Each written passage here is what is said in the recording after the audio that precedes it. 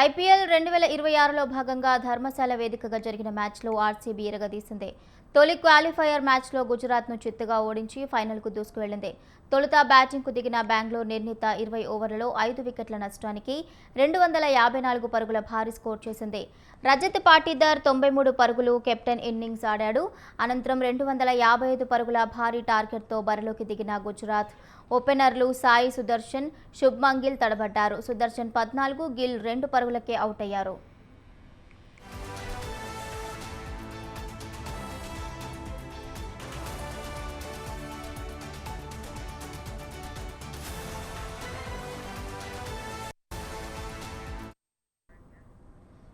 RCB బౌలర్లు చెలరేగటంతో ఒక దశలో 50 పరుగులకే 5 వికెట్లు కోల్పోయి ఓటమి దిశగా పయనించింది.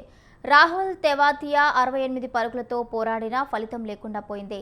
గుజరాత్ నిర్ణీత 20 ఓవర్లకు 162 పరుగులకే ఆల్అవుట్ అయింది.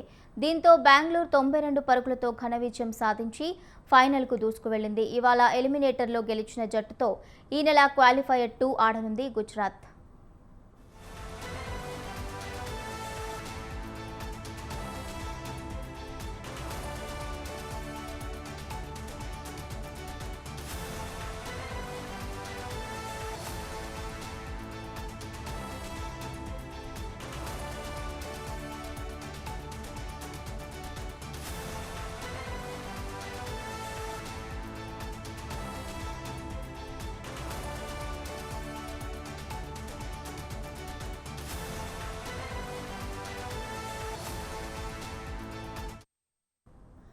ఐపీఎల్ 2026లో భాగంగా ధర్మశాల వేదికగా జరిగిన మ్యాచ్లో ఆర్సీబీ ఇరగదీసింది.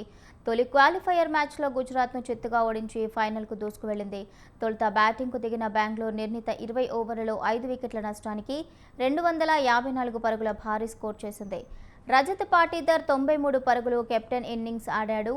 అనంతరం 255 పరుగుల భారీ టార్గెట్తో బరిలోకి దిగిన గుజరాత్ ఓపెనర్లు సాయి సుదర్శన్, శుభ్మన్ గిల్ తడబడ్డారు. సుదర్శన్ 14, గిల్ 2 పరుగులకే అవుట్ అయ్యారు. ఆర్సీబీ బౌలర్లు చెలరేగటంతో ఒక దశలో 50 పరుగులకే 5 వికెట్లు కోల్పోయి ఓటమి దిశగా పయనించింది. రాహుల్ తెవాతియా 68 పరుగులతో పోరాడినా ఫలితం లేకుండా పోయింది. గుజరాత్ నిర్ణీత 20 ఓవర్లకు 162 పరుగులకే ఆల్అవుట్ అయ్యింది.